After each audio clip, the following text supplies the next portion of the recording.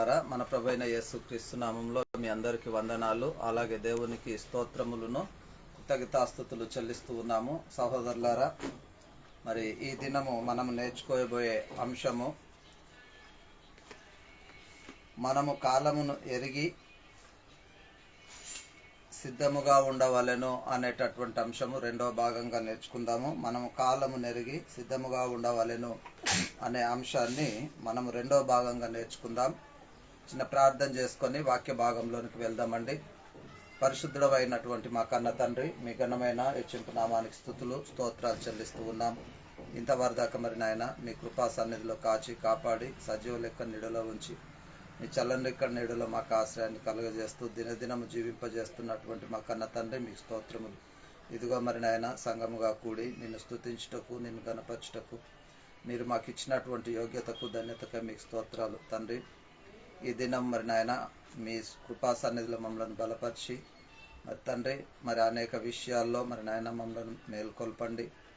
మా హృదయాలను మీ తట్టు మళ్లింపజేయుటకు మీ కృపా సన్నిధిని అనుగ్రహించండి తండ్రి. మరి నాయన మరి మాలో మరి మా తండ్రి మీ వాక్యానికి స్థానం ఇచ్చుటకు మీ సాయం అనుగ్రహించండి. వినగలిగే చెవులు, గ్రహించగలిగేటటువంటి హృదయాన్ని మాకు అనుగ్రహించండి తండ్రి. ఆదాము హృదయముల్లో నుంచి మరి నా తండ్రి సాతాను వాక్యాన్ని ఎత్తుకొని పోయాడు తండ్రి. అలా విధానంగా మరి నా తండ్రి మా హృదయముల్లో నాటబడేటటువంటి వాక్యాన్ని కూడా వాడు దొంగిలిస్తూ ఉన్నాడు. దేవా మీకు స్తోత్రములు తండ్రి. సాతానునికి మేము సమయం ఇవ్వకుండానట్లు మీ కృపావాక్యమునకు మేము లోబడి అలాగున జీవించినట్లు మీ కృపా సాయం మాకు అనుగ్రహించమని ప్రార్థిస్తూ ఉన్నాం తండ్రి. విన్నటువంటి మా హృదయాలను మీ ఇష్టాన్ని నెరవేర్చినట్లు మీ కృపా సన్నిధిలో మమ్మల్ని బలపరచమని మీకే స్తుతులు స్తోత్రాలు చెల్లిస్తూ ఈ ప్రార్థన మీ ప్రియ కుమారుడును మరక్షకుడైన యేసుక్రీస్తు వారి ప్రశస్త హెచ్చింపు నామములో అతి వినయంతో బతిమలాడి వేడుకొంచున్నాం పరమ తండ్రి, ఆమేన్. దేవునికి స్తోత్రములు. తోటి సహోదరులందరికీ ప్రభువైన యేసుక్రీస్తు నామంలో మరోసారి వందనాలు తెలియజేస్తూ ఉన్నాను. దేవునికి స్తోత్రములను కృతజ్ఞతాస్తుతులు చెల్లిస్తూ ఉన్నాం. సహోదరులారా, మనము ఒకరికి ఒకరము వందనములు చెప్పుకోవాలా, దేవునికి స్తోత్రములను కృతజ్ఞతాస్తుతులు చెల్లించాలా. ఇది బైబిల్ యొక్క క్రమము అనేటటువంటిది మనము గుర్తెరగాలి. ఎందుకనంటే చాలామంది దేవునికి వందనాలు అని చెప్తూ ఉంటారు. చాలామంది దేవునికి వందనాలు అనేటటువంటి విధానంగా సంభాషిస్తూ ఉంటారు ప్రార్థన చేసేటప్పుడు. బైబిల్ గ్రంథముల్లో ఎక్కడ చూసినా దేవునికి వందనాలు అనేటటువంటి మాట లేదు. ఎందుకనంటే సహోదరులకు వందనాలు అని ఉంది కానీ మరి దేవునికి వందనాలు అనేటటువంటి మాట లేదు. కాబట్టి వాక్యము ఏదైతే వెల్లడిపరుస్తూ ఉందో దాన్నే మనము అనుసరించి జీవించాలని దేవుని వాక్యం మనకు తెలియజేస్తూ ఉంది.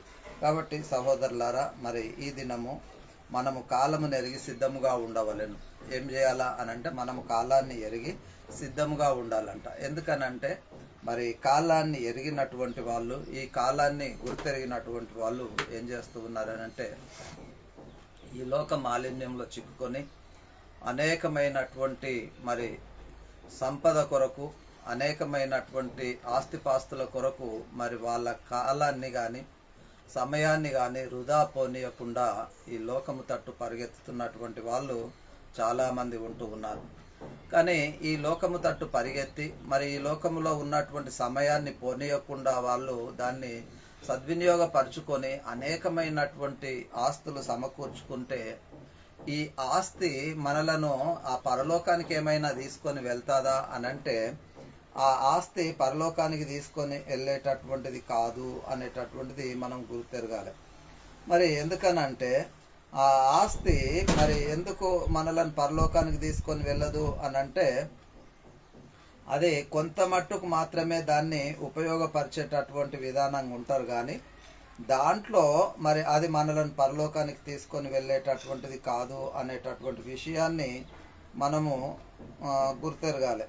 ఎందుకనంటే ఒక మాట అంటాడు బైబిల్లో, ఒకనికి కలిమి విస్తరించిన ఎడల అంటే ఒకనికి కలిమి విస్తరించిన ఎడల అది జీవమునకు మూలము కాదు అని చెప్తాడు. ఎందుకు అనంటే కలిమి విస్తరిస్తే అది జీవానికి మూలమైనటువంటిది కాదు. ఎందుకు అనంటే అది కేవలము ఈ లోకములో ఉన్నంత వరకు వాడుకోవడానికి మాత్రమే తప్ప ఈ లోకాన్ని విడిచి వెళ్ళిన తర్వాత దాన్ని ఉపయోగపరచుకోవడానికి మనకు అవసరం ఉండదు అనేటటువంటిది మనం గుర్తెరగాల. అయితే ఈ లోకంలో ఉన్నంత వరకు దాన్ని వాడుకుంటామే తప్ప ఇది మనకు పరలోకానికి కానీ మనల్ని ఇంకో లోకానికి కానీ తీసుకొని వెళ్ళేటటువంటిది కాదు. ఈ లోక సంపద అనేటటువంటిది మనం గుర్తెరగాలి. కానీ చాలా మంది ఏం చేస్తూ ఉన్నారంటే సమయాన్ని దుర్వినియోగపరుస్తూ మరి తమ యొక్క కుటుంబము కొరకు, పిల్లల కొరకు, మరి వారి కొరకే ఈ యొక్క సమయాన్ని వ్యర్థపరుస్తూ ఏం చేస్తూ ఉన్నారనంటే కోట్లు సంపాదించుకోవడము, లేదా ఆ ఉన్నతమైనటువంటి స్థానంలో అన్ని ఆశలు తీరిన తర్వాత ఇక నేను దేవుని సేవ చేస్తా, అన్ని సమకూర్చుకున్నా ఇన్ని రోజులు కాబట్టి ఇక దేవుని సేవలో వస్తా అండి అని చెప్పేటటువంటి వాళ్ళు కూడా ఉన్నారు. కానీ నీ యొక్క జీవితంలో ఎప్పుడు నువ్వు దేవుని సేవకు రావాలి అని అంటే యవన కాలమందే దేవుని పరిచర్యలో ఉన్నప్పుడు అది దేవుడు ప్రీతికరంగా ఎంచేటటువంటి పరిస్థితి ఉంటుంది అనేటటువంటి విషయాన్ని మనం గుర్తెరగాలి.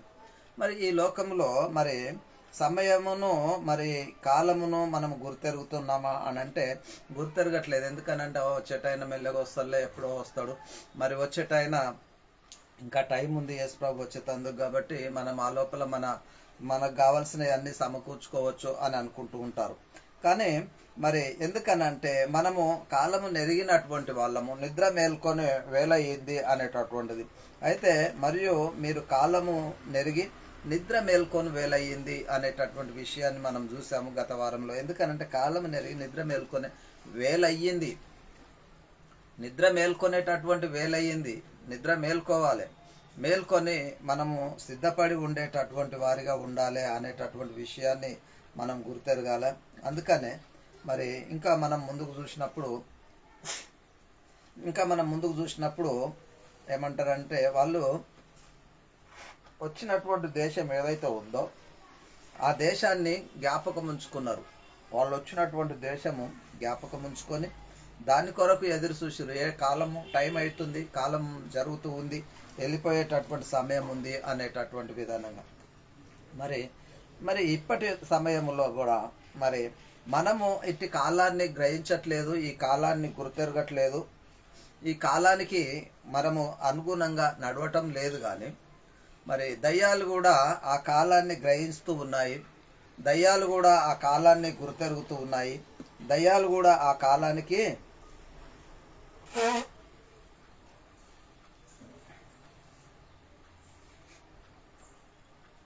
లోబడుతూ ఉన్నాయి, దయ్యాలు కూడా ఆ కాలానికి లోబడుతూ ఉన్నాయి. ఎందుకనంటే మనుషులమైనటువంటి మనము, దేవుని పిల్లలుగా ఉన్నటువంటి మనము మరి కాలాన్ని గ్రహించలేనటువంటి పరిస్థితుల్లో మనముంటే, సాతానుడు మాత్రము వాడికి కాలము సులువుగా గుర్తెరుగుతూ ఉన్నాడు, కాలాన్ని గ్రహిస్తూ ఉన్నాడు, కాలానికి అనుగుణంగా వాడు పని చేస్తూ ఉన్నాడు. ఎందుకనంటే వాడికి భారమైనటువంటి పని ఉంది, చాలా పెద్ద పని ఉంది. ఎందుకనంటే క్రైస్తవులలో ఉన్నటువంటి స్థిరమైనటువంటి ఈ వాక్యాన్ని వాడు దొంగిలించాలి, వాడు ఎవరైనా ఉన్నారా అనేటటువంటి విధానంగా వెతుకులాడాలి, మరి అనేకులను మోసపుచ్చేటటువంటి పరిస్థితి సాతానునిలో ఉన్నది. అందుకనే వాడు కాలాన్ని గుర్తెరుగుతూ ఉన్నాడు.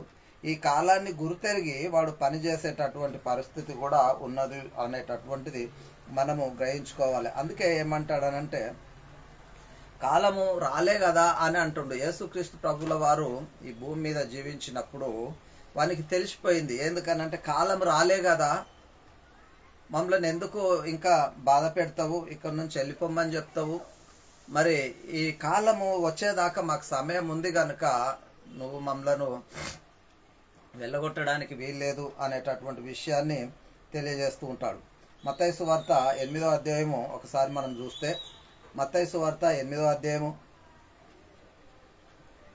మత్తయి సువార్త 8:28 నుంచి 31 వరకు మనం చూడొచ్చు. 28 నుంచి 31 వరకు చూస్తే, ఆయన ఆ ధరణ ఉన్న గదేరేనియల దేశము చేరగా దయ్యము పట్టిన ఇద్దరు మనుషులు సమాధులలో నుండి బయలుదేరి ఆయనకు ఎదురుగా వచ్చిరి. వారు మిగుల ఉగ్రులైనందున ఎవడును ఆ మార్గమున వెళ్ళలేకపోయెను. చాలండి, ఇక్కడికి ఆపుతాము. అయితే ఎందుకనంటే ఆయన ఆ యొక్క ధరిన వచ్చినటువంటి పరిస్థితుల్లో ఆ దేశానికి గెరాసేన్ దేశమునకు వెళ్ళినటువంటి పరిస్థితి.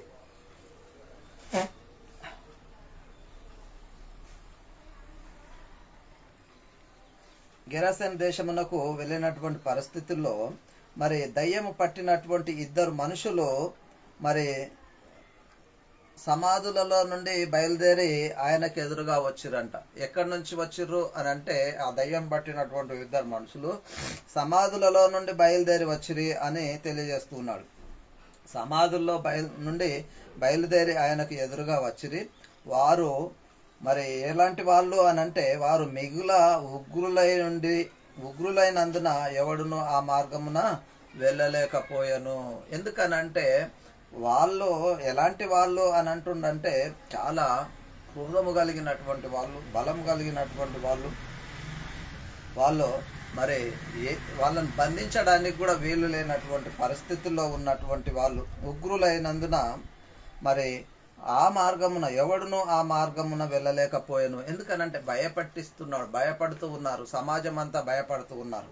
అయితే భయపడేటటువంటి పరిస్థితుల్లో మరి ఆ మార్గాన ఎవరు కూడా వెళ్ళలేనటువంటి పరిస్థితుల్లో యేసుక్రీస్తు ప్రభువారు ఆ మార్గమున వెళ్ళడం అనేటటువంటిది జరిగింది. ఆ వెళ్ళేటటువంటి పరిస్థితుల్లో ఆయనకు ఎదురుగా వస్తూ ఉన్నారు. ఎవరు వీళ్ళు అని అంటే ఈ దయ్యం పట్టినటువంటి వ్యక్తులు ఆయనకు ఎదురుగా వస్తూ ఉన్నారు అనేటటువంటి విషయాన్ని మనం గుర్తెరుగుతూ ఉన్నాం. 29వ వచనం చూసినప్పుడు వారు ఇదిగో దేవుని కుమారుడా నీతో మాకేమి కాలము రాకమునుపే మమ్మును ఇక్కడికి వచ్చితివా కేకలేస్తురంట. ఏం రాకముందంట?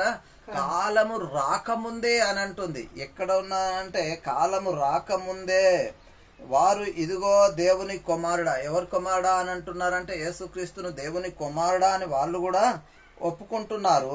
యేసుక్రీస్తును దేవుని కుమారుడా, నీతో మాకేమి పని, మీతో మాకేమి, ఏంటి అనేటటువంటిది, ఎందుకు నీతో నాకేంటి, ఎందుకు వచ్చినావు ఇక్కడికి అనేటటువంటి విషయాన్ని మరి వాళ్ళు అడగడం అనేటటువంటిది జరుగుతుంది. ఎందుకు వచ్చినావు ఇక్కడికి అనేటటువంటి ఉద్దేశమును వాళ్ళు వెల్లడిపరుస్తూ కాలము రాక మునుపే మమ్ములను బాధించుటకు ఇక్కడికి వచ్చితివా అని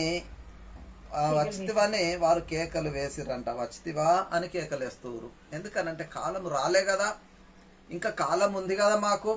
ఈ కాలంలో మేము మా పని చేసుకోవాలి కదా, మా పని చేసుకునేంత వరదాకా మాకు ఎందుకు సమయం ఇవ్వవు, కాబట్టి కాలం రాలేదు, నువ్వు వెళ్ళిపో అనేటటువంటి విధానంగా, బంధించేటటువంటి విధానంగా అధికారం అనేటటువంటిది లేదు. ఎందుకనంటే కాలం ఉన్నది కనుక వానికి స్వేచ్ఛ జీవితం అనేటటువంటి వానికి కూడా ఉన్నది అనేటటువంటి. చాలా మంది ఏం చేస్తుంటారంటే బంధిస్తున్నాను అని అంటారు. ఎక్కడ బంధిస్తున్నాడో తెలియదు. మరి ఈ మనిషికి దయ్యం పట్టిందని తల మీద చేయి పెట్టి యేసు నామంలో బంధిస్తున్నాను. ఏడ బంధిస్తున్నావు? ఆ మనిషిలోనే బంధిస్తూ ఉన్నాడు. ఆ మనిషిని సర్వనాశనం చేసి పీక్క తినమన్నట్టో ఏందో తెలియదు కానీ బంధిస్తున్నాను అని. యాక్చువల్లీ ప్రార్థన చేసేటప్పుడు మరి ఏం చెప్పాలి మనం అంటే వెళ్ళిపో, యేసుక్రీస్తు నామంలో నువ్వు వెళ్ళిపో అని అంటుండు కానీ మరి బంధిస్తున్నా అనేటటువంటి విషయము చెప్పలేదండి.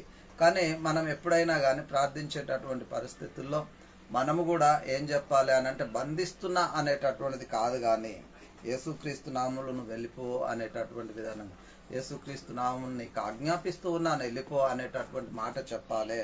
ఇది అందుకనే కాలము రాక మునుపే మమ్మలను బాధించుటకు ఇచ్చటకు వచ్చితివా అని అంటున్నాడు. ఎందుకనంటే మమ్మల్ని బాధించడానికి నువ్వు రావు, ఎందుకు అని అంటే మాకు ఇంకా టైం ఉంది, కాలం ఉంది. అందుకనే వాళ్ళు ఏమంటుందనంటే 30వ వచనంలో వారికి దూరముగా గొప్ప పందుల మంద మేయిచుండగా నువ్వు మమ్మల్ని ఎలగొట్టాలి అనుకుంటే ఎలగొట్టిన ఎడలా పొమ్మని పందుల మందలోనికి పొమ్మని పోనిమ్మని వాళ్ళను వేడుకున్నారంట. ఎందుకనంటే నువ్వు మమ్మల్ని ఎలగొట్టాలనుకుంటున్నావు, కానీ బంధించడానికి కాదు, కానీ వెలగొట్టాలనుకున్న ఎడల మమ్మల్ని నా పందుల మంద మీదకి పోనిమ్మని ఆయనను వేడుకున్నారు అనేటటువంటి విషయాన్ని తెలియజేస్తున్నారు. కాబట్టి మరి ప్రియులారా, మరి సాతానుకు, దయ్యానికి కూడా కాలం అనేటటువంటి తెలిసిపోయింది. దయ్యానికి కాలం తెలిసిన తర్వాత అది ఏమంటుంది అనంటే, ఆ కాలంలో నాకు టైం ఉన్నది కనుక నువ్వు ఇంకా ఇప్పుడే వచ్చినవా అనేటటువంటి విషయాన్ని తెలియజేస్తుంది. మరి ఆ తర్వాత యేసుక్రీస్తు చనిపోయిన తర్వాత, ఆయన మరణ పునరుత్థానం తర్వాత, ఆయన జీవించిన కాలంలో సాతానుడు చెప్పిండు కదా, ఏమని చెప్పిండు అనంటే ఇంకా కాలం ఉంది అనేటటువంటి. ఆయన మరణించి తిరిగి లేచిన తర్వాత ఆయన మరి తిరిగి లేచి ఆ పరలోకానికి పోయి, ఆ పరలోకంలో తండ్రి కుడిపాశమున ఉన్నటువంటి పరిస్థితుల్లో మరి అప్పుడు ఏం జరిగింది అనంటే, ఈడు అప్పుడప్పుడు ఏం చేసేటటువంటి వాడంటే సాతానుడు ఆ పరలోకానికి వెళ్ళి పరిశుద్ధుల మీద నేరము మోపేటటువంటి వాడు. ఆ పరలోకానికి పోయి పరిశుద్ధుల మీద నేరం మోపుతూ మరి పరిశుద్ధులను, వాళ్ళు ఇలాంటి వాళ్ళు, వీళ్ళు అలాంటి వాళ్ళు, వీళ్ళు ఇట్లా చేస్తూ ఉర్రు, నీ నామాన్ని దూషిస్తూ ఉర్రు, నువ్వు వాళ్ళకు దేవుడనని చెప్పుకుంటున్నావు అనేటటువంటి విధానంగా వాడు నేరము మోపేటటువంటి వాడు పరిశుద్ధుల మీద. ఈ విధానంగా వాడు నేరం మోపుతూ వాడు అనేకుల మీద వాడు ఈ విధానంగా, ఎందుకనంటే వాని పనేంటి అనంటే నేరం మోపడము, మరి మనుషులను చెడగొట్టడము. వాని పనేంటి అనంటే సత్యము నుండి అసత్యం వైపు మరలించడము, మరి నీతి నుండి అవినీతిని చెలరేపడం అనేటటువంటిదే వాని పని. అందుకనే వాడు ఆ పరలోకానికి వెళ్ళేటటువంటి వాడు. యేసుక్రీస్తు చనిపోక ముందు మరి కానీ వాడు పరలోకానికి వెళుతూ భూమి మీదకి వస్తూ ఉండేటటువంటి వాడు. అయితే అదే విధానంగా ఎందుకు అనంటే దీనికి గుర్తు ఏంటి అనంటే, యోబు గ్రంథంలో ఉన్నటువంటి, యోబు 1వ అధ్యాయంలో ఉన్నటువంటి విషయాన్ని మనం చూడొచ్చండి. ఎందుకు అక్కడ అనంటే, యోబు మీద, నీతిమంతుడు యోబు, ధనవంతుడు, కోట్లకు ఆస్తిపరుడు, అలాంటి పరిస్థితుల్లో ఉన్నటువంటి యోబు మీద మరి నేరము మోపడానికి వెళ్ళేటటువంటి వాడు. అలాంటి విధానంగా నేరం మోపడానికి అక్కడ పోయి దేవదూతలతో, వాడు కూడా వెళ్ళిపోయి అక్కడ దేవదూతలతో మరి సమావేశం జరిగేటటువంటి పరిస్థితుల్లో వాడు యోబు మీద నేరం అనేటటువంటిది మోపిండు. కాబట్టి ఇలాగా మరి నీతిమంతుల మీద వాడు నేరం మోపడానికి మరి ఆడు ఏం చేసేటటువంటి వాడు సాతానుడు అని అంటే, మరి మనుషుల మీద నేరం మోపేటటువంటి వాడు. ఎప్పటి వరకు మోపేటటువంటి వాడు అనంటే, యేసుక్రీస్తు మరణ పునరుత్థానం వరకు కూడా వాడు పరలోకానికి వెక్కుతూ సాతానుడు దిగి వచ్చేటటువంటి వాడు. పరలోకానికి పోతూ దిగి వచ్చేటటువంటి పరిస్థితి సాతానునికి ఉన్నది. మరి అలాంటి పరిస్థితుల్లో యేసుక్రీస్తు మరణ పునరుత్థానం తర్వాత ఏం జరిగింది అనంటే, వానికి పరలోకానికి వెళ్ళేటటువంటి పరిస్థితి లేదు. మరి యేసుక్రీస్తు పరలోకానికి పోయిన తర్వాత, యేసుక్రీస్తు పరలోకానికి పోయినాక వాడంట రమారమి ఉరికేసిండంట. ఎక్కడికి? పరలోకానికి వెళ్ళిపోయిండు. రమారమి పరలోకానికి వెళ్ళిపోయి అక్కడ ఏం చేసిండనంటే, అక్కడ మరి ఏదో చెయ్యాలనేటటువంటి తపన, ఏదో చెయ్యాలనేటటువంటి ప్రణాళికతోటి అక్కడికి వెళ్ళిపోయిన తర్వాత మరి అక్కడ ఏం జరిగింది అనంటే, ఆ పరలోక మందు అందుచేత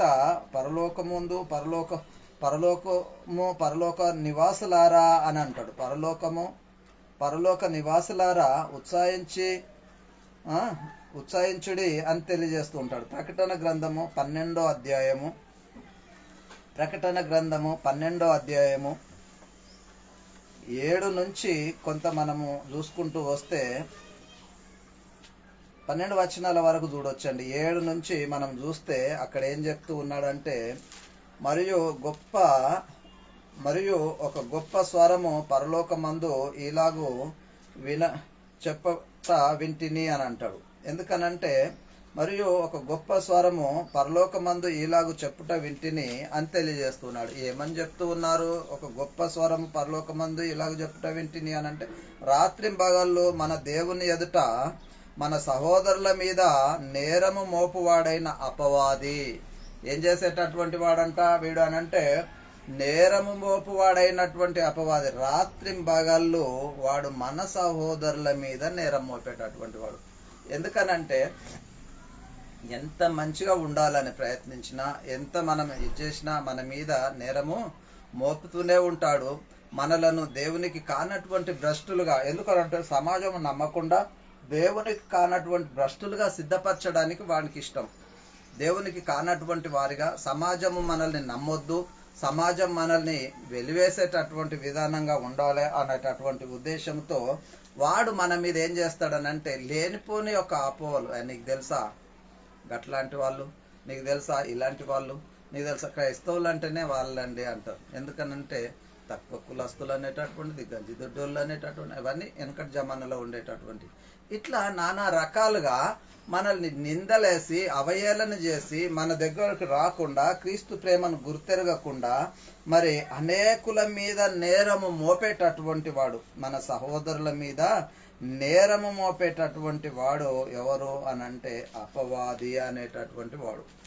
ఈ అపవాది నేరము మోపుతూ ఉన్నాడు. ఎప్పుడు అనంటే రాత్రింబగళ్ళు వాడు ఆ విధానంగా చేసేటటువంటి పరిస్థితి. ఎక్కడ పోయి అనంటే పరలోకానికి పోయి దేవుని దగ్గర ఈ విధానంగా వాడు చెప్పేటటువంటి వాడు అనేటటువంటిది. అయితే మరి చదవండి 12వ అధ్యాయం 7వ వచనం. అంతటా పరలోకమందు యుద్ధము జరిగెను. మికాయేలు అతని దూతలను ఆ ఘట సర్పముతో యుద్ధము చేయవలెనని ఉండగా ఆ ఘట సర్పమును దాని దూతలను యుద్ధం చేసిరి గాని చాలు. అయితే ఆ పరలోకంలో అంతటా పరలోకమందు యుద్ధం జరిగేను. పరలోకమందు యుద్ధము జరిగింది. మికాయేలును అతని దూతలను ఆ ఘట సర్పముతో యుద్ధము చేసి ఉండెను అనేటటువంటిది. ఎందుకనంటే మికాయేలు అనేటటువంటి దేవదూత, ఆ ఘట సర్పం అనంటే చాలా మంది అనుకుంటారు పామని అనుకుంటారు. కాదండి. ఎందుకు అనంటే మనము ఆ ఘట సర్పం అనంటే, లేదనంటే ఆ సింహము అనంటే, లేదనంటే ఆ కొదవ సింహము అనంటే మనం అనుకునేటటువంటిది ఏమనంటే మరి పాము దయ్యము అని, లేకుంటే పాము ఇట్లాంటిదని, పాము అదే అని చెప్పుకునేటటువంటిది. ఆ ఘట సర్పం అంటే ఘట సర్పము కాదండి. మరి అక్కడ ఉన్నటువంటి విధానం అనేటటువంటి ఎంత భయంకరమైనటువంటిదో, ఎంత ప్రమాదకరమైనటువంటిదో అనేటటువంటిది. ఆ సర్పము అనేటటువంటి విషయంలో, సర్పము అనంటే ఎంత భయంకరమో, ఆ ఘట సర్పం అనంటే ఇంకా అంతకంటే భయంకరమైనటువంటి పరిస్థితి, విషపూరితమైనటువంటి పరిస్థితి అనేటటువంటిది మనం గుర్తెరగాలి. సర్పం అనగానే అయ్యో పాముతోటి యుద్ధం, అది కాదండి. అక్కడ ఘట సర్పము అన్నప్పుడు అది ఎంత భయంకరమైనటువంటిది, ఎంత విషపూరితమైనటువంటి వాడో అనేటటువంటి దానితో పోలుస్తూ ఉండు. ఎందుకనంటే ఈ మాటలు రూపకలంకారంగా రాయబడినటువంటి విషయాన్ని మనం గుర్తెరగాలి. ఎందుకు అనంటే ఒక దానితో పోలుస్తూ ఉన్నాడు. ఒక దానితో అంటే సర్పములో ఘట సర్పం అనేటటువంటి దాంతో పోలుస్తూ ఉన్నాడు. ఎంతో భయంకరమైనటువంటి సర్పంతో పోల్చి చెప్తున్నటువంటి విషయం అదే. మరి దాని మికాయేలు ఆ దూతలను ఆ ఘట సర్పంతో యుద్ధం చేయవలనని ఉండగా ఆ ఘట సర్పము దాని దూతలను యుద్ధం చేసిరి గాని గెలవలేకపోయిరి అని తెలియజేస్తున్నాడు. ఎందుకంటే యుద్ధం చేసిర్రు. ఎక్కడ యుద్ధం చేసిర్రు అనంటే పరలోకంలో యుద్ధం జరిగింది. భూమి మీద కాదు జరిగినటువంటి యుద్ధం, పరలోకంలో జరిగినటువంటి యుద్ధము చేసిర్రు గాని వాళ్ళు గెలవలేకపోయిరి గనుక పరలోకమందు వారికి స్థానము లేకపోయాను. అంతవరకు ఉన్నది చూడండి. ఎందుకనంటే అంతకు ముందున్నది కానీ యేసుక్రీస్తు తిరిగి లేచిన తర్వాత లేదు అనేటటువంటి విషయము మనం గుర్తెరగాలి. లేదు, యేసుక్రీస్తు తిరిగి లేచిన, అందుకనే వానికి ఆ పరలోకమందు వారికి స్థలం లేకపోయాను అనేటటువంటి విషయాన్ని గుర్తెరుగుతూ ఉన్నాడు. అంటే యుద్ధం చేసిర్రు, గెలవలేకపోయారు గనుక వారికి ఆ పరలోకమందు మరి ఏం లేదు అనంటే వారికి స్థలం లేకపోయాను అనేటటువంటిది అర్థమైపోయింది.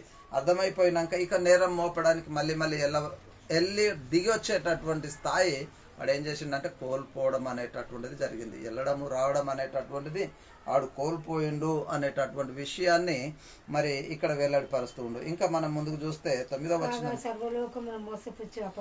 సర్వలోకమును మోసపుచ్చు అపవాది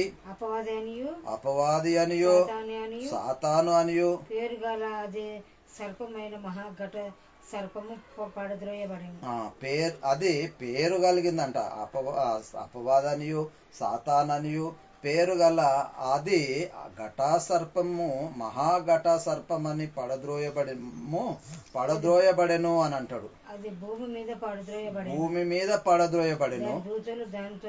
దాని దూతలు దానితో కూడా పడద్రోయబడ్డారు. ఎందుకనంటే దానికి పేర్లు ఏంటి అనంటే అపవాదాన్ని సాతానని మరి వానికి ఉన్నటువంటి పేర్లు. అయితే ఆ ఘటా సర్పము అనేటటువంటిది పడద్రోయబడ్డది. ఎందుకనంటే ఇంకా ఎక్కిపోలేనటువంటి పరిస్థితి. అది భూమి మీద పడద్రోయబడ్డది. అదే కాకుండా దానితో తన దూతలు కూడా పడద్రోయబడ్డాయి అనేటటువంటి విషయాన్ని తెలియజేస్తున్నాడు. ఇది ఏం చేసేటటువంటిది అనంటే కాగా సర్వలోకమును మోసపుచ్చుచు ఉండేటటువంటిది. ఎవరిని మోసపుచ్చుతుంది అనంటే సర్వలోకమును, లోకంలో ఉన్నటువంటి వాళ్ళందరినీ, ఈ లోకంలో జీవిస్తున్నటువంటి వాళ్ళందరినీ కూడా మోసపుచ్చేటటువంటిది. ఎందుకనంటే ఆడి పనే మోసముగాడు, వాడే మోసగాడు, మోసపుచ్చేటటువంటి వాడు, దొంగ, దోసుకునేటటువంటి వాడు. వీడన్నీ కూడా ఆ క్యారెక్టర్లు అన్నీ కూడా వానికి సంబంధించినయే. అందుకనే సర్వలోకమును మోసపుచ్చేటటువంటి వాడు పడద్రోయబడ్డాడు. ఎక్కడ అనంటే పరలోకములో వాడికి స్థలం లేదు గనుక పడద్రోయబడ్డాడు. పడద్రోయబడిన తర్వాత ఏమంటూ ఉన్నదనంటే 10వ వచనం చూసినప్పుడు మరియు ఒక గొప్ప స్వరము పరలోకమందు ఇలాగ చెప్పడం వింటిని. రాత్రింబగలు మన దేవుని ఎదుట సహోదరుల మీద నేరం మోపువాడైన అపవాది పడద్రోయబడి ఉన్నాడు గనుక ఇప్పుడు రక్షణయు శక్తియు రాజ్యమును మన దేవుని యాయను అని అంటాడు. అధికారము ఆయన క్రీస్తుదాయను అని అంటుండే. ఎందుకనంటే వాడిని పడద్రోయబడ్డ తర్వాత ఒక గొప్ప శబ్దంతో మరి పరలోకమందు వింటిని అని చెప్తూ రాత్రింబగళ్ళు మన దేవుని ఎదుటను మన సహోదరుల మీదను నేరము మోపేటటువంటి వాడు మోపువాడైన అపవాది. ఎవడు అనంటే అపవాది అని అంటుండు. వాడిని అపవాది పడద్రోయబడ్డాడు గనుక మరి ఇప్పుడు ఏమైంది అనంటే రక్షణయు శక్తియు రాజ్యమును మన దేవుని దాయను, ఇప్పుడు అధికారము క్రీస్తుదాయను అని అంటాడు. ఎవరిదైంది అనంటే అధికారము క్రీస్తుదైంది. క్రీస్తు రాజ్య పరిపాలన జరిగిస్తూ ఉండు. దేవుడు క్రీస్తుకు తన రాజ్యాన్ని అప్పగించినటువంటి పరిస్థితి అనేటటువంటిది మనం గుర్తెరగాలి. 11వ వచనం వారు గొర్రెపిల్ల రక్తమును బట్టి తామిచ్చిన సాక్ష్యమును బట్టి వానిని జయించి ఉన్నారు గాని మరణము వరకు తమ ప్రాణములను ప్రేమించిన వారు కారు. ఎందుకనంటే గొర్రెపిల్ల రక్తమును బట్టి వాళ్ళు ఇచ్చేటటువంటి సాక్ష్యమును బట్టి ఎవరిని అనంటే అపవాదిని జయించుచున్నటువంటి వాళ్ళు. అంటే నీవు జయిస్తూ ఉన్నావా అనంటే అవును జయిస్తూ ఉన్నాము.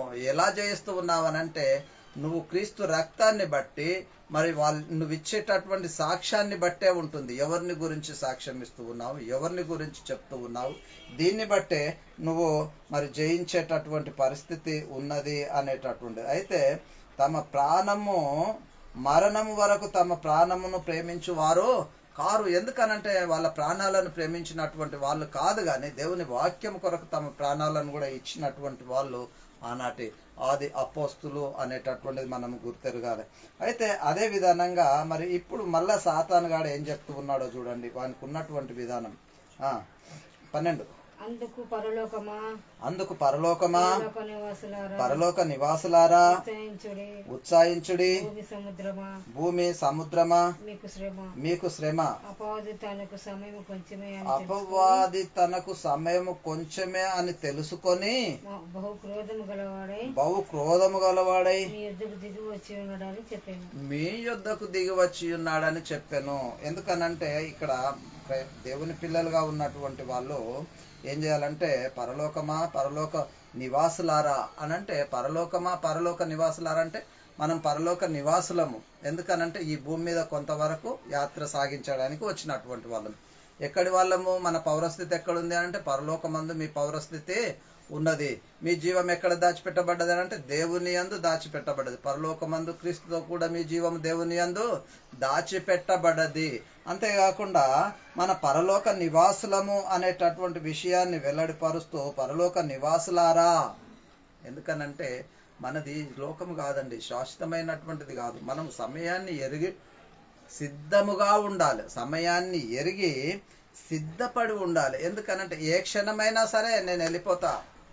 ఒక బంగ్లా కట్టుకొని, పెద్ద బంగ్లా కట్టుకున్నాడు, ముంగట ఆ బంగ్లా తయారయ్యేంత వరకు పూరి గుడిసెలో ఉన్నాడంట. ఆ పూరి గుడిసెలో ఉండి ఆ బంగ్లా తయారైనాక కూడా అక్కడే ఉంటాడా? అగో నా బంగ్లా, అగో నా బంగ్లా అని చెప్తాడా? లేకుంటే తొందరగా వెళ్ళిపోతాడా? అంటే తొందరగా దాంట్లోకి వెళ్ళిపోవడానికి ప్రయత్నం చేస్తూ ఉంటాడు. అదే రకంగా మనం ఈ భూమి మీద జీవిస్తున్నటువంటి మానవులము, దేవుని పిల్లలమైనటువంటి మనము మన కొరకు ఆ పరలోకంలో గొప్ప ఉన్నతమైనటువంటి స్థానంలో మనకు నివాస స్థలాలు సిద్ధపరచడానికి యేసుక్రీస్తు వెళ్ళి ఆయన అక్కడ నివాస స్థలాన్ని సిద్ధపరిస్తే మనమేం చేస్తున్నామనంటే ఇంకా ఈ గుడిసెలోనే ఉండి సంతోషపడుతున్నాం. నాది పరలోకంలో ఉంది, నాది పరలోకంలో ఉందని చెప్తూ ఉన్నాము తప్ప మనం ఉన్నటువంటిది ఇక్కడనే ఉంటూ ఉన్నాం. ఇక్కడ ఉన్నటువంటి దాని కొరకే వేగిరపడుతూ ఉన్నాం. ఇక్కడ ఉన్నటువంటి దాని కొరకే మన ఆలోచనలను మనము సాగిస్తూ ఉన్నటువంటి పరిస్థితి అనేటటువంటిది మనకు అర్థమవుతూ ఉంది.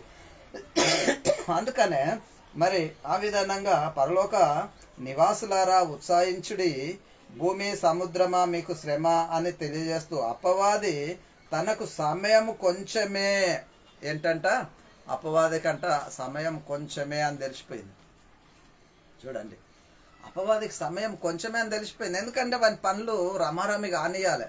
ఇప్పుడు మనం ఇల్లు కడుతున్నాం అనుకోండి, పెద్ద ఇల్లు కడుతున్నాం, ఇల్లు కడుతుంటే మనం పెట్టిన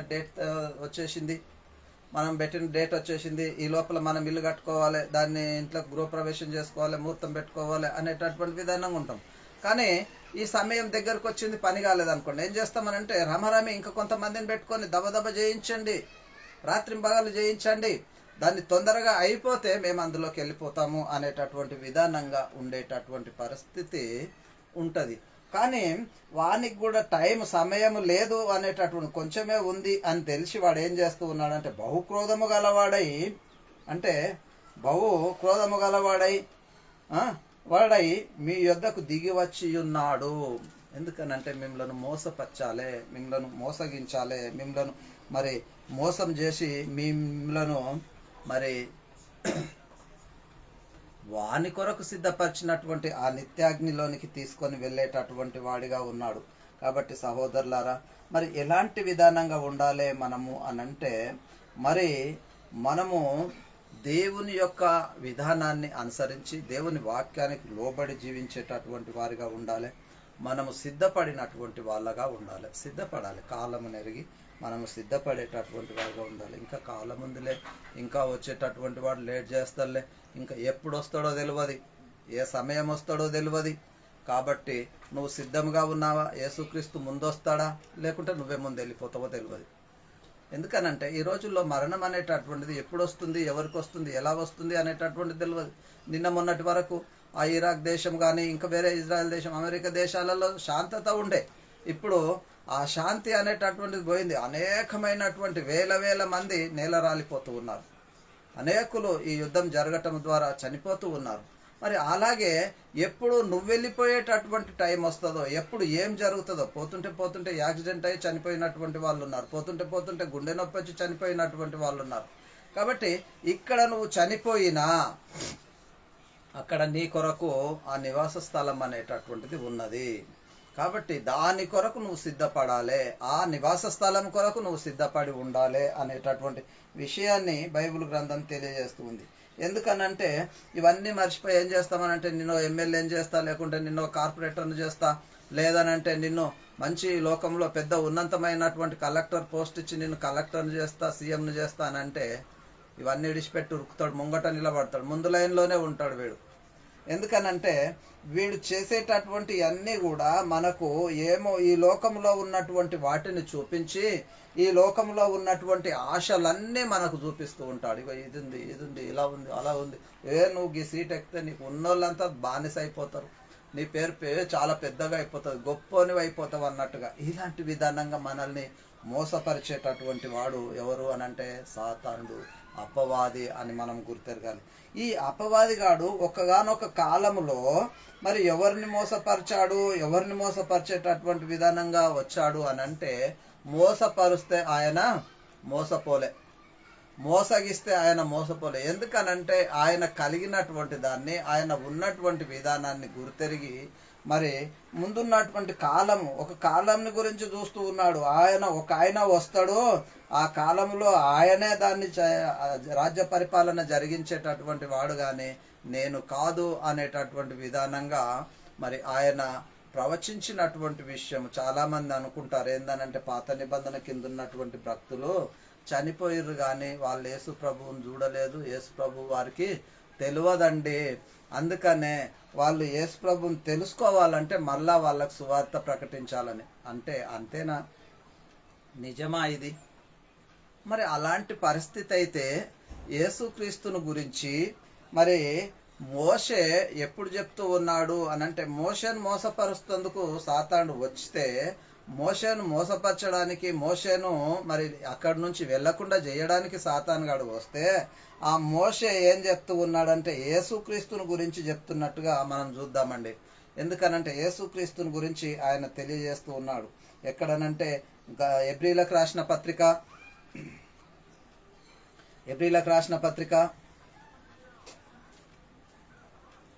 11వ అధ్యాయము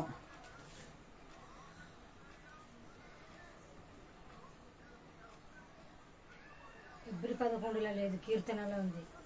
ఎబ్రీలకు రాసిన పత్రిక 11వ అధ్యాయము 24వ వచనం. మోషే పెద్దవాడైనప్పుడు అని అంటాడు. మోషే అంట పెద్దవాడైనప్పుడు విశ్వాసమును బట్టి ఐగుప్తు ధనము కంటే చాలండి. ఇక్కడ ఏం చెప్తూ ఉన్నాడంటే, మోషే పెద్దవాడైనప్పుడు. మోషే క్రీస్తులో లేడా? క్రీస్తులో చనిపోలేదా? క్రీస్తు ఉన్నాడా లేడా అప్పటికి అనంటే అక్కడ మోషే చెప్తున్నటువంటి విషయం. ఎందుకనంటే వాళ్ళు ఏం చేస్తూ ఉన్నారంటే, సాతానుడు ఇక్కడ ఉన్నటువంటి ఐగుప్తు ధనాన్ని చూపిస్తూ ఉన్నాడు, ఐగుప్తు ఉన్నటువంటి విధానాన్ని చూపిస్తూ ఉన్నాడు. మరి ఈ ఐగుప్తులో ఈ ధనాన్ని నువ్వు అంతా పొందుకోవచ్చు, వీళ్ళకు నువ్వు రాజుగా ఉండాలి అనేటటువంటి విషయాన్ని చెప్తున్నటువంటి పరిస్థితుల్లో మోషే ఏం చెప్తూ ఉన్నాడనంటే, మోషే పెద్దవాడైనప్పుడు విశ్వాసమును బట్టి ఐగుప్తు ధనము కంటే క్రీస్తు విషయమైన నింద గొప్ప భాగ్యమని ఎంచుకున్నాడంట. క్రీస్తు విషయమైన నింద గొప్ప భాగ్యము. అయ్యా నువ్వు వచ్చి వాక్యం చెప్పిపో 10,000 ఇస్తావు, చాలా సంతోషం అండి, పొద్దున్నే ఊరికొచ్చేస్తా అంటాడు. ఎందుకంటే తనకున్నటువంటి సంఘాన్ని అంతా విడిచిపెట్టి కూడా నీకు డబ్బిస్తానంటే, 1,00,000 రూపాయలు ఇస్తానంటే ఇమీడియట్లీ ఎవరికన్నా అప్పచెప్పబడుతూ ఉంటావు. కాబట్టి మరి అలాంటి విధానంగా మరి ఈ ఏం చేశారనంటే, ఒక దాన్ని ఐగుప్తు ధనాన్ని అంతా ఇస్తాను అనేటటువంటి విధానాన్ని వెల్లడిపరిచారు. ఐగుప్తు ధనాన్ని అంతా ఇస్తాను, ఈ ధనమంతా నీకే, ఈ ధన సమృద్ధి అంతా నీకే, ఇక్కడనే ఉండి ఈ ఇశ్రాయేలులకు రాజుగా ఉండి, ఈ ఐగుప్తీయులకు రాజుగా ఉండి ఈ రాజ్యాన్ని పరిపాలించవచ్చు. ఎందుకంటే నువ్వు ఇశ్రాయేలీలను ఇక్కడ నుంచి విడిపించుకొని పోవద్దు, నువ్వు పోతే మాత్రం అది జరుగుతుంది. కాబట్టి నువ్వు ఇక్కడనే ఉంటే, నువ్వు ఈడనే రాజు అయితే నీకు ఇక వాళ్ళను విడిపియవు, వాళ్ళు ఈయనే ఉంటారు, నువ్వు ఈయనే ఉంటావు అనేటటువంటిది. ఈ విధమైనటువంటి ఆలోచన కలిగి ఐగుప్తు ధనాన్ని చూపించిర్రు. ఈ లోకంలో ఉన్నటువంటి అల్పకాలమైనటువంటి వాటిని ఆయనకు చూపించినట్టుగా చూపిస్తూ ఉన్నారు. అందుకనే ఆయన విశ్వాసాన్ని బట్టి, విశ్వాసం ఉంచిండు ఆయన దేవుని మీద కానీ క్రీస్తు మీద కానీ విశ్వాసమును బట్టి ఆయన ఏమంటాడంటే, అల్పకాల పాప భోగములను అనుభవించుట కంటే అని అంటుండు. మళ్ళా ఎంతంట?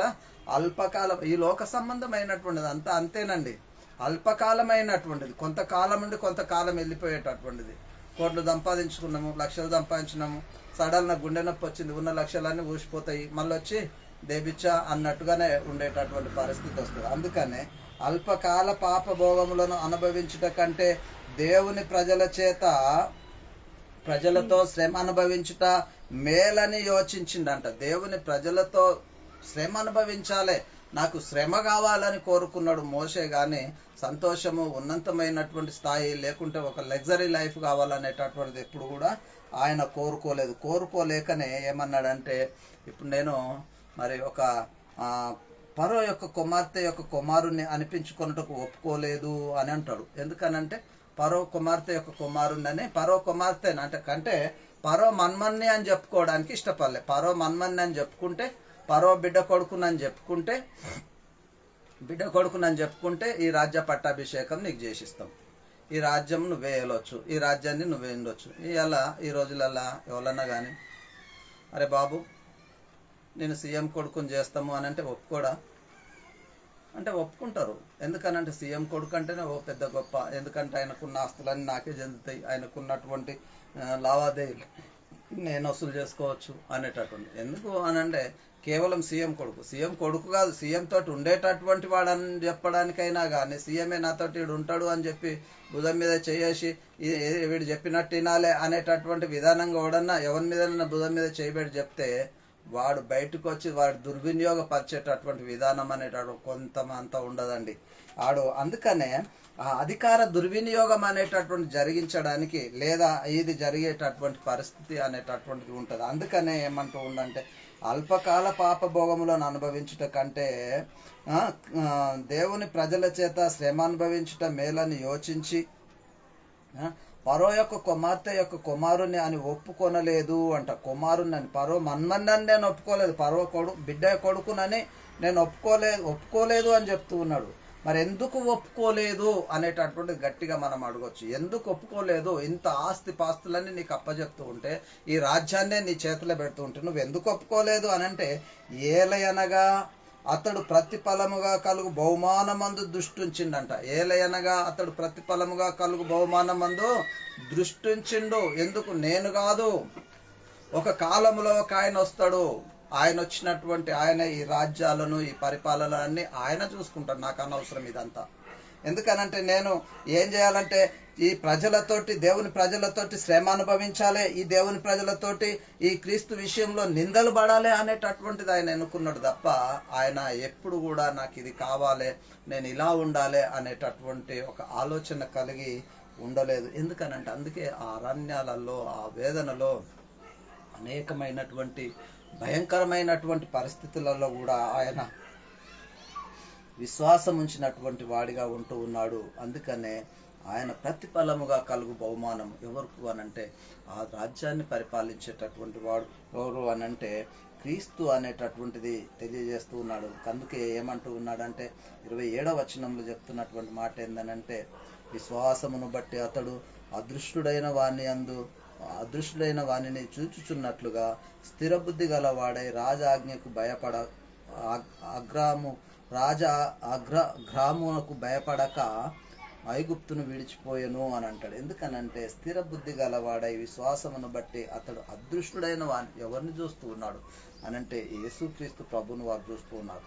యేసుక్రీస్తు ప్రభువును చూస్తూ ఉన్నాడు. ఎప్పుడు ఆయన ఉన్నటువంటి పరిస్థితుల్లో యేసుక్రీస్తు ప్రభువును చూస్తూ ఆయన ఏమంటుండంటే అదృష్టుడైన వాణిని చూస్తూ ఉన్నాడు అని చెప్తూ రాజాజ్ఞకు భయపడక గ్రామునకు భయపడక ఐగుప్తును విడిచిపెట్టి వెళ్ళిపోయిండు అనేటటువంటి విషయాన్ని తెలియజేస్తూ ఉన్నాడు. కాబట్టి సహోదరులారా, మరి నీకు అలాంటివి ఏదైనా కలిగితే నువ్వు ఎలా ఉంటావు, నీకు అలాంటిది ఏదైనా కలిగితే నువ్వు ఎలా ఉంటావు అనేటటువంటి విషయము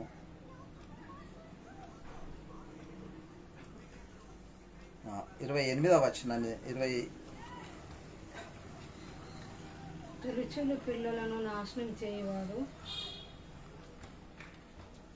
11:28 తురుచులు పిల్లలను నాశనం చేయవాడు ఇజ్రాయేలును ముట్టకుండా నిమిత్తము అతడు పస్కాను వద్దు చాలండి. అయితే ఇక్కడ ఏమంటాడనంటే మరి ఆయన రాజు ఆజ్ఞకు భయపడకుండా ఐగుప్తు దేశాన్ని విడిచిపెట్టి వెళ్ళిపోవడం అనేటటువంటి జరిగింది. వెళ్ళిపోయిన తర్వాత మళ్ళీ ఏమైంది అనంటే ఆ ఇశ్రాయేలీలను అక్కడి నుంచి విడిపించడం అనేటటువంటిది జరిగింది అనేటటువంటి విషయాన్ని మనం గుర్తెరగాలి. అందుకనే మరి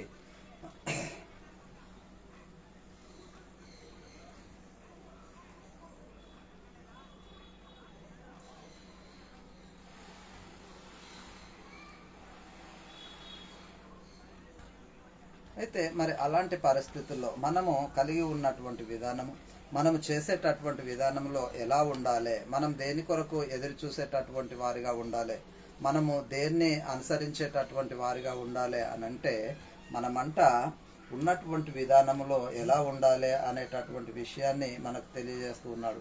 ఇదే ఎబ్రీలకు రాసిన పత్రిక 12వ అధ్యాయము 28వ వచనం. అందువలన నిశ్చలమైన రాజ్యమును పొంది దైవ కృపను కలిగి యుందుము. ఆ కృప కలిగి వినయ భయభక్తులతో దేవునికి ప్రీతికరమైన సేవ చేయదము. ఏలైనగా మన దేవుడు దహించు అగ్ని ఉన్నాడు. అంటే మనం ఉండేటటువంటి విషయాన్ని ఎలా ఉండాలి అని అంటే, అందువలన మనము నిశ్చలమైనటువంటి రాజ్యమును పొందిన వారము, దేవుని దైవ కృపను కలిగి ఉందుము అనే విషయాన్ని గుర్తెరగాలి. ఎందుకనంటే మనం ఉన్నటువంటి విషయం కాలాన్ని ఎరిగి మనము సిద్ధపడి ఆ నిశ్చలమైనటువంటి రాజ్యమును పొందినటువంటి వారిగా ఉన్నాము. అంతేకాకుండా దైవ కృపను కలిగి ఉందుము అనేటటువంటి విషయాన్ని తెలియజేస్తున్నాడు.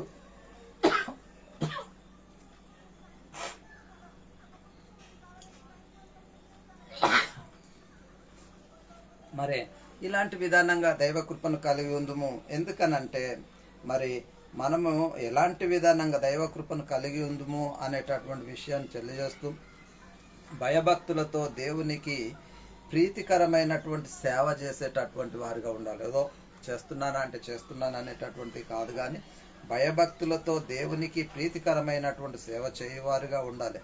ఎందుకనంటే దేవుడు దయించు అగ్ని అయి ఉన్నాడు. కాబట్టి మనము కాలాన్ని ఎరగాలి. దేవుని దయించు అగ్ని అయినటువంటి దేవునికి లోబడాలి. ఎందుకనంటే మరి ఎప్పుడు కాలిపోతామో ఎప్పుడు ఏమైతామో కూడా తెలియని పరిస్థితుల్లో ఉన్నటువంటి మనము సిద్ధపడి జీవించేటటువంటి వారిగా ఉండాలి. సిద్ధపడి మన జీవితాలను చక్కబెట్టుకొని ఆ పరలోకానికి వెళ్ళిపోయడానికి మనము ఎదురు చూసేటటువంటి వారిగా ఉండాలి. అందుకే కాలము నెరిగిన వారై అని తెలియజేస్తున్నాడు. కాలము నెరిగిన వారై సిద్ధపడి ఉండాలి అనేటటువంటి విషయంలో మనము గుర్తెరగాలి. మరి అది తెలుసుకొని ఆ విధానంగా మనం నడుచుకున్నప్పుడే మనము మరి ఈ కాలాన్ని కానీ మన వెళ్ళిపోయేటటువంటి సమయము కానీ మరి మనము గుర్తెరుగుతూ ఉంటాం. కాబట్టి సహోదరులారా, మరి ఇంతవరకు దాకా ఇటు సత్యము మనము గ్రహించలేదేమో. ఒకవేళ ఇప్పుడైనా ఈ సత్యాన్ని గ్రహించినట్లయితే మరి ఈ సత్యాన్ని మరి మనం తెలుసుకొని ఈ సత్యాన్ని మనమే కాదు మనతోటి సహోదరులందరికీ వెల్లడిపరుస్తూ కొందరినన్న అగ్నిలో నుంచి లాగినట్లు రక్షించేటటువంటి సామర్థ్యత మన మీద పెట్టిండు. కాబట్టి మనము అట్టి కార్యాన్ని చేయడానికి పూనుకునేటటువంటి వారు కావాలని ప్రభువైన యేసుక్రీస్తు నామములో మీ అందరికీ మనవి చేస్తూ ఈ కొద్ది మాటలను ముగిస్తూ ఉన్నాను. మీ అందరికీ మరోసారి వందనాలు. మీరు కూడా మా పరిచర్యలో పాలుభాగస్తులు కావాలని అనుకుంటున్నారా? ఈ చెప్పబడినటువంటి వాక్యాన్ని మరి మీరు కూడా మీ సంఘాలలో బోధించండి. అంతేకాకుండా అనేకులకు షేర్ చేయండి, కామెంట్ చేయండి. మీ ఆత్మీయ జీవితంలో ఎదుగుదల కొరకు మా కార్యాలయాన్ని సంప్రదించాలని ప్రభువైన యేసుక్రీస్తు నామములో మనవి చేస్తూ ఈ కొద్ది మాటలు ముగిస్తూ ఉన్నాను. దేవునికి స్తోత్రములు. మీ అందరికి వందనాలు. ఈ యొక్క ఆన్లైన్లో కానీ యూట్యూబ్లో కానీ చూస్తున్నటువంటి ప్రతి ఒక్కరికి కూడా ప్రభువైన యేసుక్రీస్తు నామములో మరోసారి వందనాలు తెలియజేస్తూ దేవునికి స్తోత్రములు.